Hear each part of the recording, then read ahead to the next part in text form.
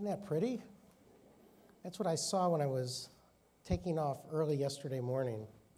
So let me tell you a little bit about me. So I'm going to first of all raise your hand if you or your loved one has had type 1 diabetes less than 10 years. Wow. Now, raise your hand if you or your loved one more than 20 years, 30 years, 40 years, 50 years, 60 years? Is it 60? 60.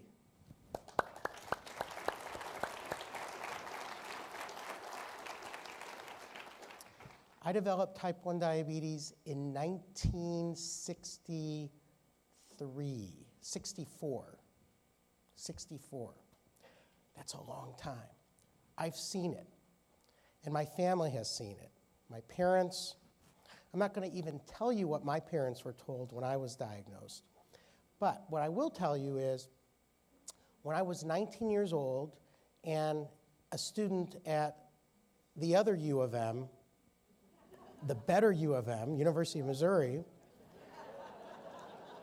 my little brother at the age of 15 developed type 1 diabetes. So that was in the 1970s.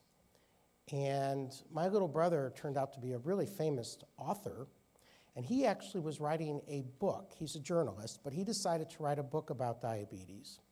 And while he was writing the book, which was supposed to take us from where Dr. Michael Bliss, who was the Canadian historian, talked about the discovery of insulin and described the discovery of insulin. And that was the name of the book, The Discovery of Insulin. My brother was going to take it from that point in the 1920s and take us to where we are today. But while he was writing the book, his 3-year-old developed diabetes. And the name of the book is Cheating Destiny. And if you want to read it, his name is James Hirsch. He's written a lot of books, but this one has a special niche. It's one of his books that didn't make the New York Times bestseller list. Some of his books, many of his books did, including the Willie Mays biography and some of the other books he's done. But it's okay, because little Garrett, who is 3 years old, and you read all about it in the book, that's how the book opens. Next week, Garrett graduates high school, and he's done great. And before I start, I also want to talk about JDRF. I remember my parents even talking about this when it all started. And in the book, my brother actually has a chapter on the conception and the birth of JDRF. It was called JDF in those days. The R was added later. And I just want to mention that from a professional point of view, JDRF has been extremely good to me in terms of my research career. And I don't do the basic research, I do the clinical research. I'm actually right now involved in several JDRF trials.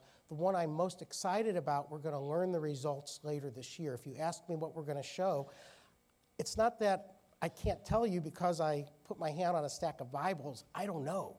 We're going to find out later this year. We are doing this study in conjunction with the National Institutes of Health. The name of the study is the PEARL trial, P-E-R-L, stands for Preventing Early Renal Loss in Type 1 Diabetes. I believe, Rodica at University of Michigan is doing this, along with Davida Kruger at Henry Ford. And we are using an old generic drug for the treatment of gout to see if we can stop diabetic kidney disease in its track. And by the way, I have a hard time saying nephropathy too. Diabetic kidney disease, much easier to say. And so, in any event, you'll be hearing about this the second week of November, the PEARL study.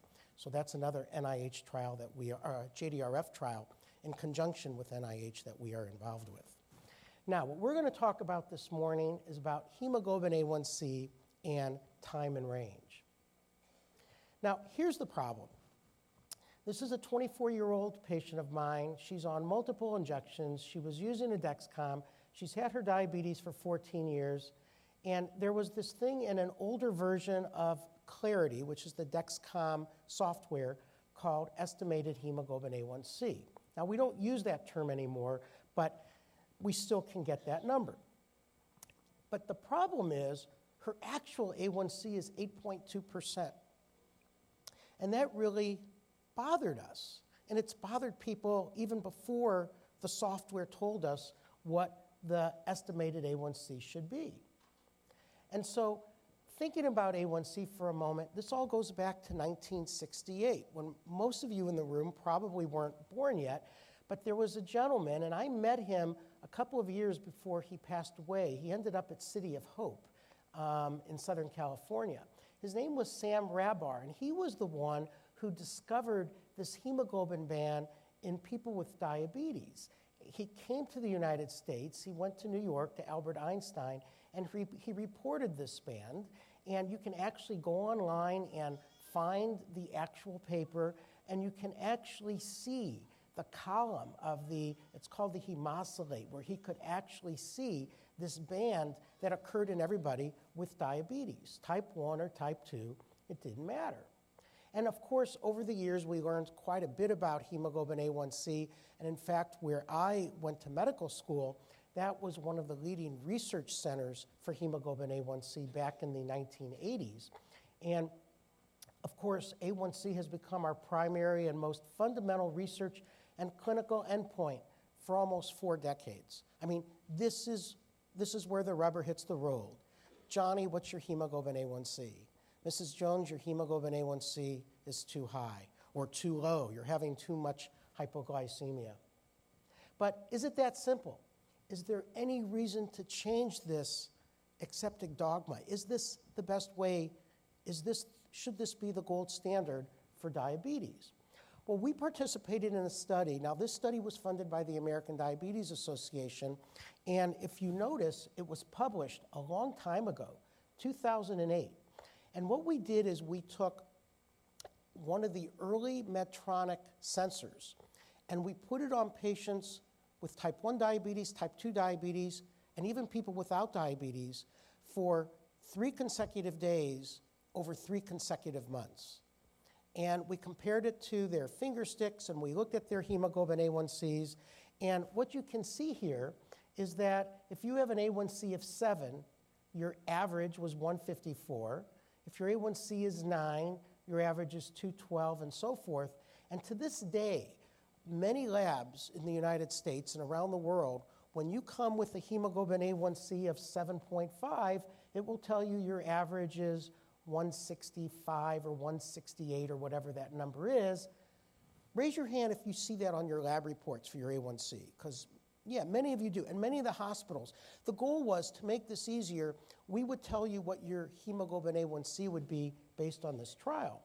But there was a problem, and it wasn't really emphasized in the paper, and that has to do with this thing called the 95% confidence interval.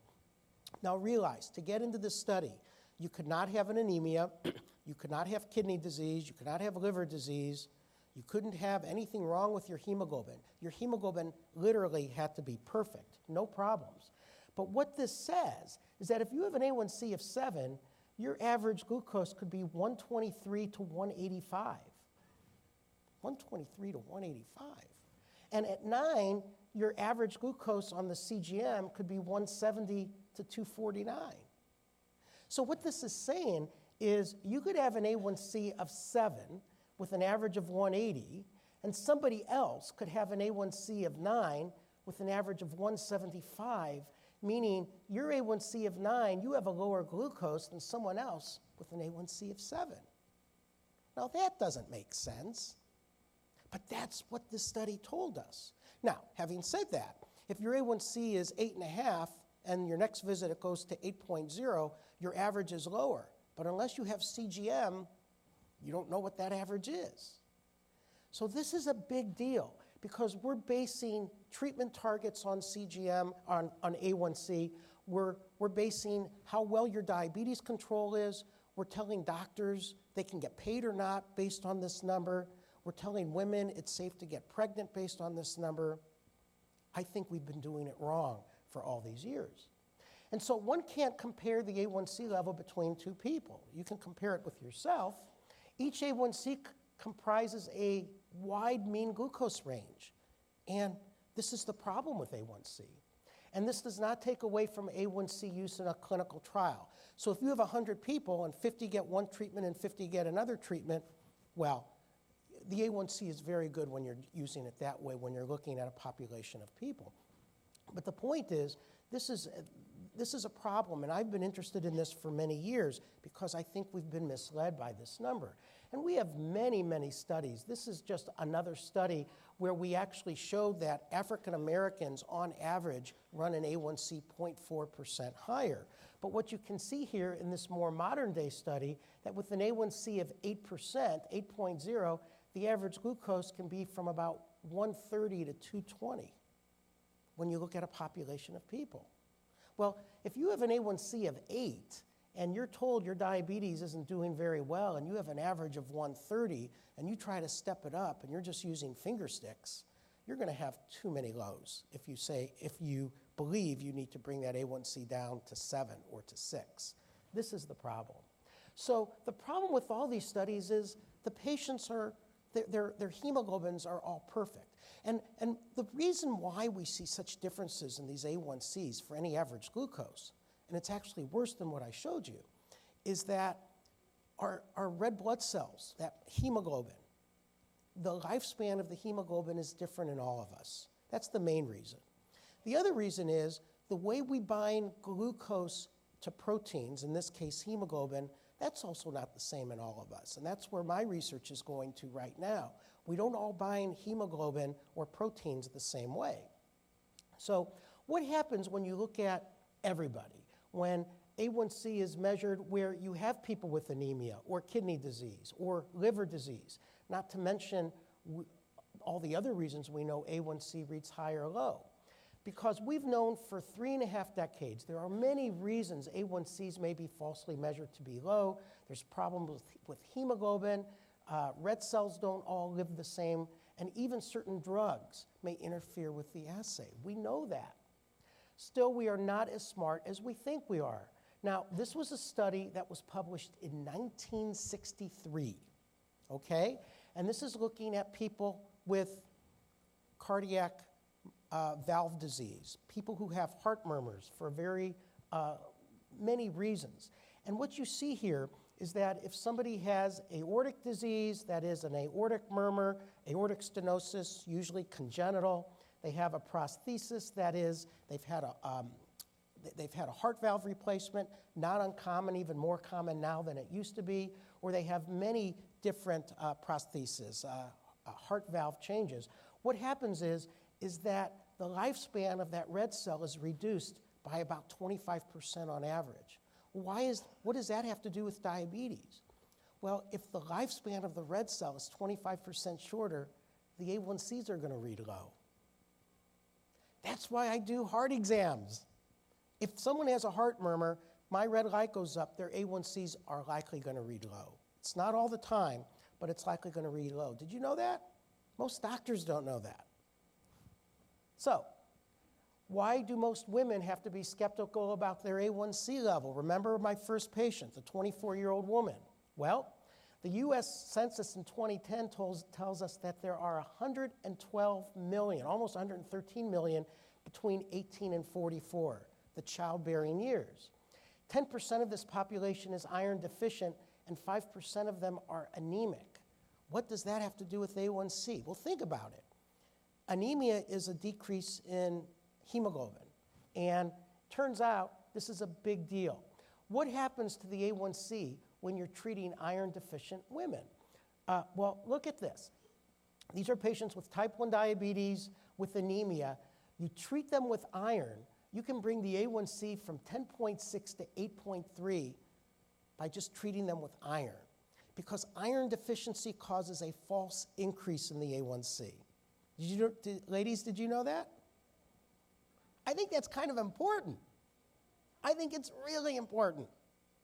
And when I tell that to my women, that really gives them incentive to take their iron pills. It really does. Now, this is even a more interesting one. These are people without diabetes here, and they went from 7.7 to 6.4. 6.4 is the cut point where we say somebody has diabetes. 6.5 is type 2 diabetes. So the conclusion, if you just look at it, you can cure type 2 diabetes with iron. Well, that's not the conclusion, but you have to know. You have to know. This is a big deal if you're thinking about hemoglobin A1C. So, okay, so if you're anemic, that alters A1C. Is there anything else? Heck yes. There's a lot of things. This is why I don't like A1C. I never liked it, and I keep adding to this list. So how does A1C work with a more diverse population? Because all these studies that were done were mostly done in Caucasian people who don't have anything wrong with their hemoglobin. So we decided to look at this, and we presented this at last year's ADA meeting, and at the time, we had 283 people on CGM, and we now have over 500. We are literally writing the paper right now. But what we presented is that 18% of the people, the A1Cs didn't work by using the goalpost that the scientific community appreciates. 18% of our patients, the A1Cs either read too high or too low. So how are we going to fix this problem if 18% in our population, the A1Cs don't work? And I actually think that number should be bigger because, as many of you know, in Seattle we see so few African Americans. Our population in the Pacific Northwest, it's less than 4% of our population, and African Americans tend to run high with their A1C. So I actually think this number is probably lower than it would be in Detroit. So what my colleagues have done is they came up with this new indicator called the GMI, the Glucose Management Indicator. And the FDA mandated that we change the name from estimated A1C to GMI. So if you have something going on with your blood sugars and your A1C doesn't work, you can actually figure out what your GMI is as your estimated A1C for you based on your own CGM. And you only really need 14 days of CGM data to do this. Two of the softwares are already online with this, Tidepool and Dexcom Clarity, but soon everybody's going to have GMI on their download. So it's a new metric calculated from CGM-based formula based on a population of mean glucose data. It minimizes this limitation of A1C that we've been talking about. And with GMI, the fact that these A1Cs don't work, we call that discordant, we partially resolve this. And you can actually go online if you don't use Clarity, if you have CGM, and figure out your GMI right now. And you do this by going to this website. It's JAEB, JAEB.org/GMI. JAEB.org/GMI. You get this website, you put in your 14-day average, or you can put in your 30-day average, which would even be better. You just put in the number, you press calculate, and it tells you your GMI. The FDA did not like estimated A1C, but that's how you get it. And it's bookmarked on all of our computers in our clinic in Seattle. So what all this means is that every measured A1C constitutes a broad range of mean glucose, yet it is still our gold standard. And for you parents who are so concerned about A1C, my plea to you is look at the GMI and look at the CGM. Raise your hand if you or your family member is using a CGM right now. Of course, it's almost all of you. That's not the general population of type 1 diabetes, but if you're here in this room with JDRF, this is your standard of care, and that's how it should be. The calculated mean glucose compared to CGM, it doesn't work what we found 18% of the time. And so you really need to have CGM to understand what's going on with the diabetes. And for assessing a population, A1C is still a very good biomarker, but for individuals, I'll take CGM any day. So that brings us to the next question. What is the better options when you know you're in that population that the A1C doesn't work? Would you rather use fructosamine, glycated albumin, 1,5-N-hydroglucitol? Try to say that 3 times in a row. These are all biomarkers, or time in range on CGM. And to me, the answer is easy. I want to look at time in range, which we are now just calling TIR. My opinion, I'd rather speak in time and range ease than hemoglobin A1Cs because the units mean the same thing no matter if you're sick with whatever thing you have with your hemoglobin, you have kidney disease, you have liver disease, and it doesn't matter what your ethnicity is. You can be anything, and the time and range is the same for everybody. Okay? Really important. So, using new technology is not always easy. I mean, it took us a long time to figure out how to use all of our technology in medicine. And by the way, when I was a first-year medical student in 1980, the very first glucose meter, this is what we were using. It was huge. And it wasn't quite like the blue brick, but if you use the blue brick, this is what you used. Okay, and this is where we are now. Right now, we have 4 different sensors on the market. We're going to have more. These are the 4 that we have now. So what can we do? Well, the first thing we did was we had a consensus conference, and there are some names here you will recognize. Kelly Close. Is Kelly here yet? I know she had a red eye coming in. No? Kelly's here? Oh, hey, Kelly. Big hug to you, Kelly. Good to see you. But there's a few names here that you will recognize. And we had this consensus meeting published a couple of years ago from our Diabetes Technology Conference called International Consensus on CGM. And this was important because those of us from around the world who think a lot about this, we decided that we needed to come to some sort of consensus how we're going to look at CGM. And we thought that these would be self-evident metrics for patients, clinicians, and researchers, and we put it into 5 thresholds or 5 buckets. So where your blood sugars are on CGM would be based on these buckets. Time and range, TIR, 70 to 180. These are like the stones that came down from up above, okay? They're not going to change anytime soon. Time and range is 70 to 180. Time below range, we have 2 of them. Less than 70 is hypoglycemia. Less than 54 we call severe hypoglycemia. You don't want to be there. It's too low, it's not good. Time above range, 180 is one bucket, over 250 is another bucket. So the point is that in addition to or as opposed to A1C, we can now compare studies to each other by comparing these buckets. And patients can now also be compared. You can't compare patients, whether it's in a research trial or you're a physician going from patient to patient during a day, you can't compare A1Cs. Doctors don't know that. But you can compare the time and ranges. And time and ranges generically is time in range, time above range, and time below range.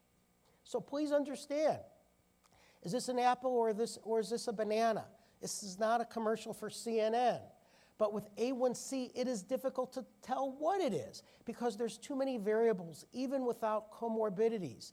Hemoglobinopathies that we see. In any patient, A1C doesn't speak to the glycemic fingerprint, the time high, the time low, and even the mean glucose can be quite different between different people without knowing anything that impacts A1C.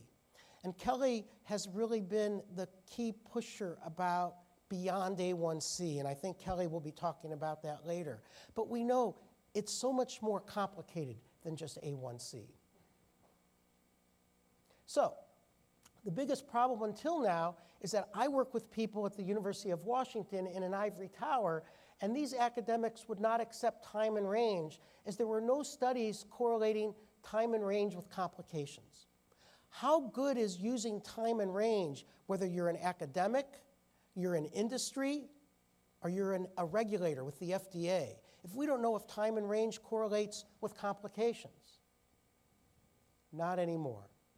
Let me show you some new research from, we're talking about Dr. Whitehouse and the DCCT. This is Dr. Whitehouse's data, and this is data from over 1,400 patients looking at microvascular complications. In the DCCT in the late 80s and early 90s, patients were randomized, meaning by a coin flip. Tight control, they ended up with an A1C of 7. Standard therapy in those days, that was an A1C of 9 with 1 or 2 injections a day. No glucose monitoring. That was standard therapy. But what everybody did, all 1,441 patients, is 4 times a year for 6.5 years, they did these barbaric finger sticks to fill up a capillary tube. And they were barbaric because the lancets were horrible, unlike the lancets we use today.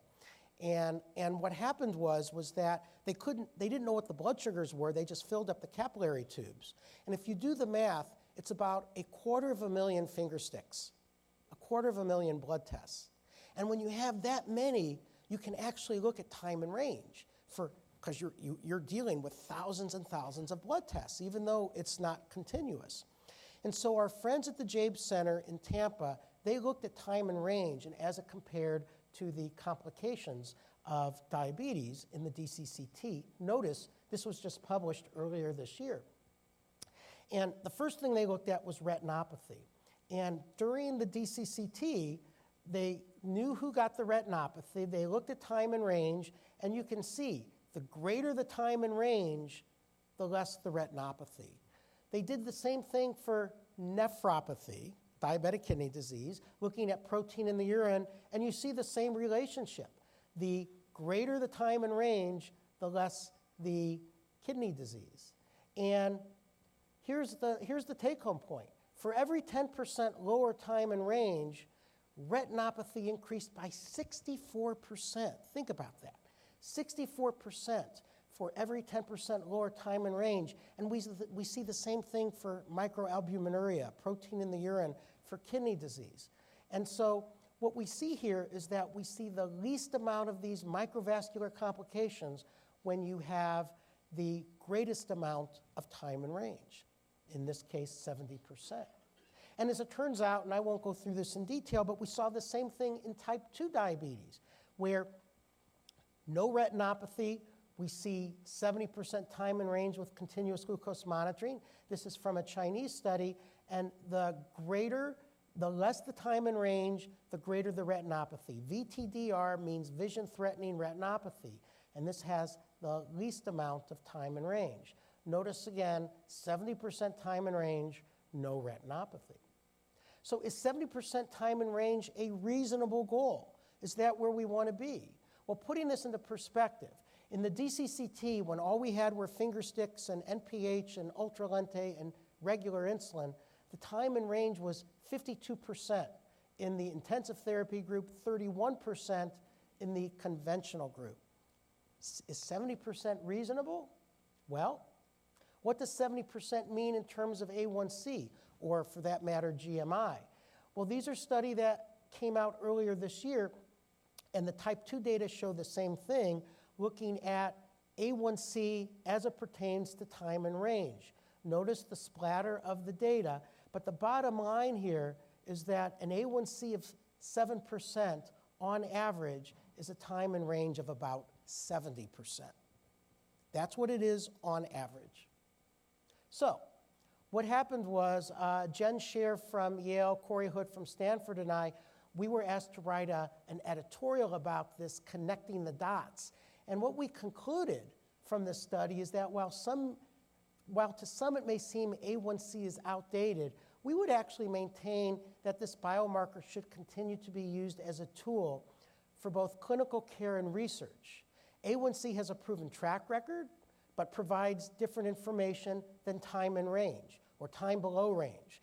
Thus, a combined outcome for these two metrics seems justified. In addition, particularly for clinical care, it is not realistic to assume CGM will become so popular that there would not be a need for A1C.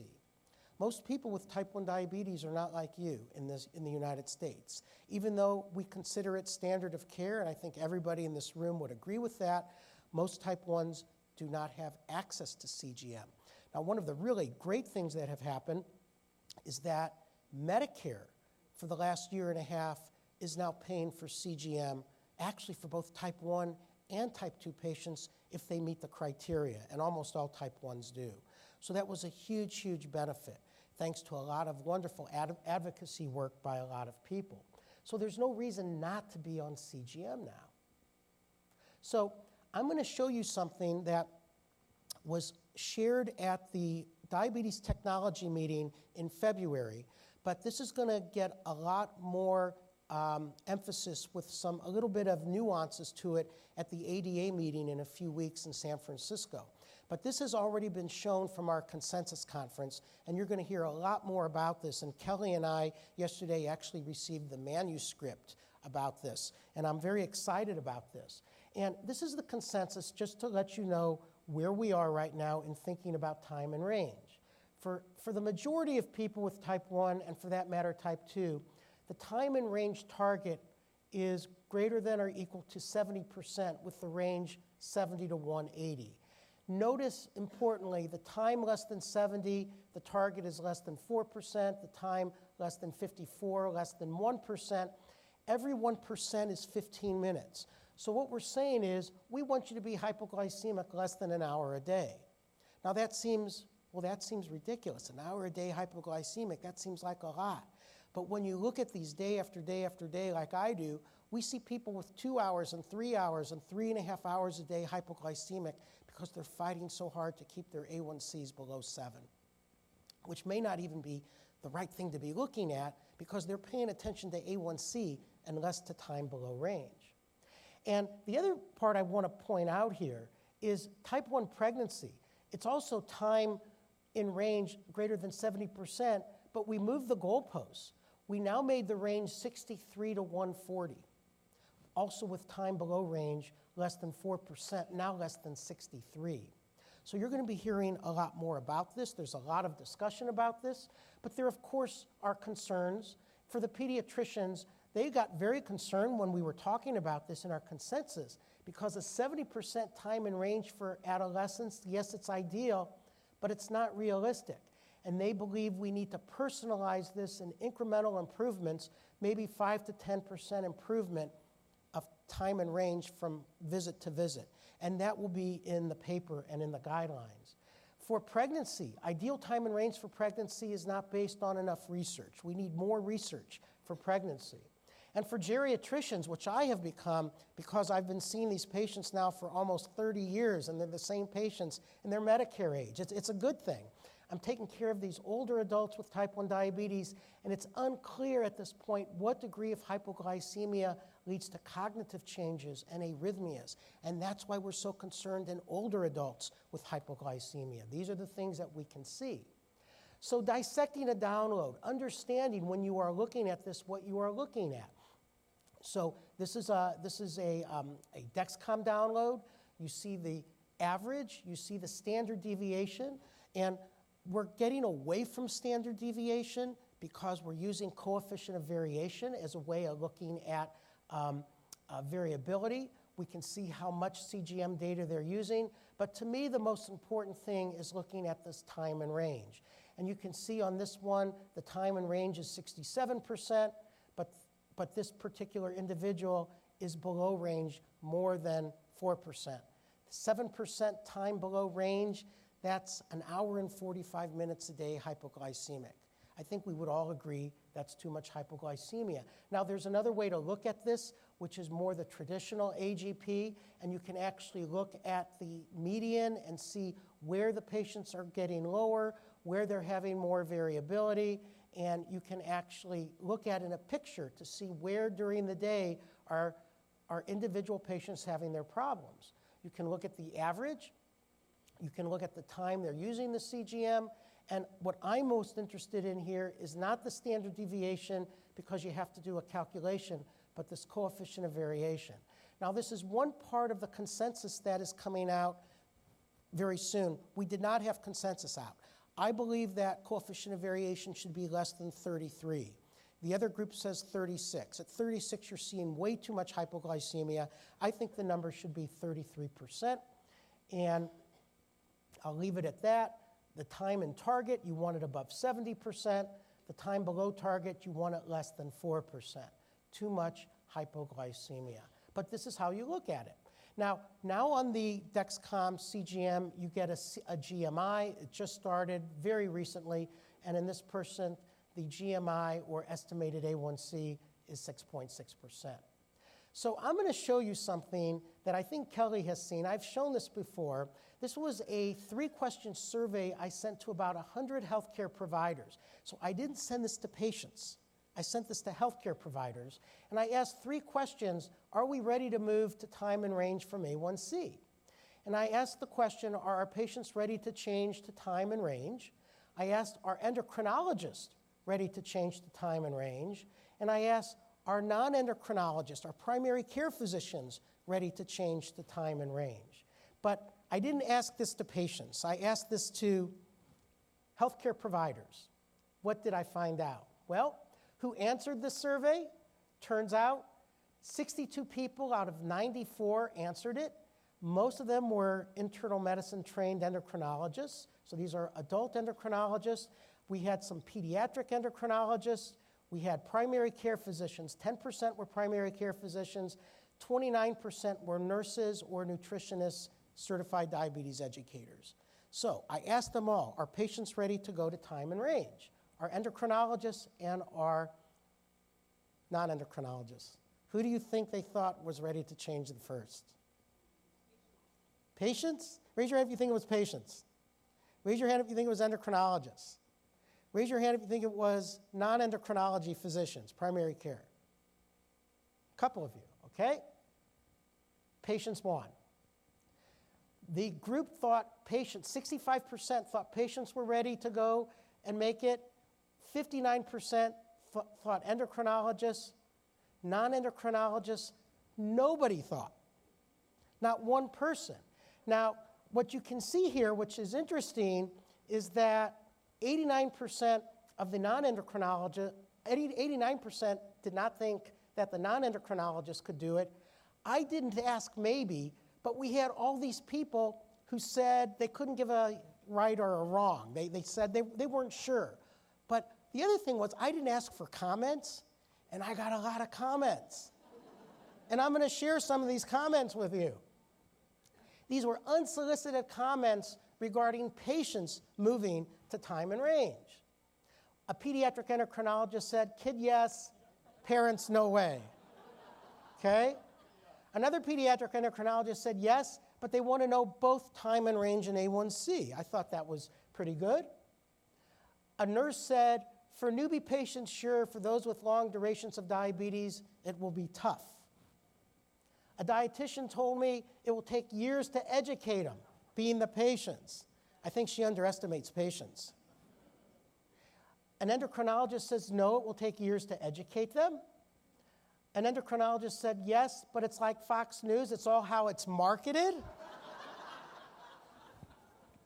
I'm just the messenger here, okay?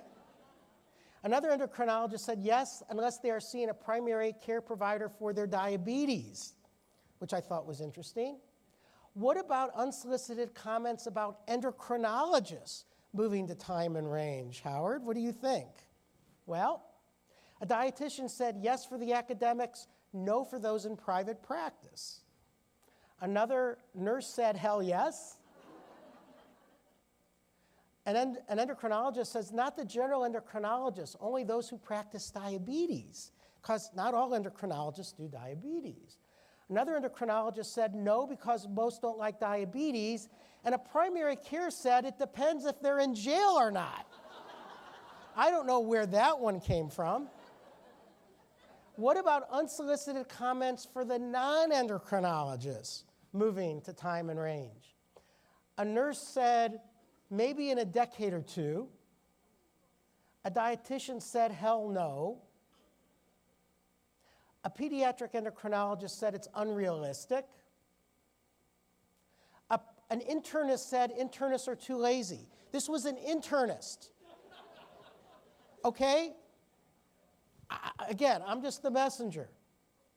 Another primary care physician said, why change when for our renal failure patients we get rewarded with great A1C with horrible control? Because with kidney disease, the A1Cs run low. Again, this is amazing to me. An endocrinologist said, no way, no capacity to look at the download, outcome, measured, and incentives are right now all based on A1C. And that's what we have to change. We have to change this A1C-centric world we live in as we're moving to time and range as the standard of care. Another endocrinologist said they don't know what to do with A1C. Why confuse them with time and range? Another endocrinologist says it's too complicated. It's not a digestible metric. And then finally, another endocrinologist said, are you kidding me? And maybe the best one is, the U.S. has a better chance to win the World Cup. Now I have a problem with that one because the women, U.S. women, have won 3 World Cups, okay? So they need to get their history right. So, to summarize, the A1C is far from perfect. Many common conditions interfere with its accuracy.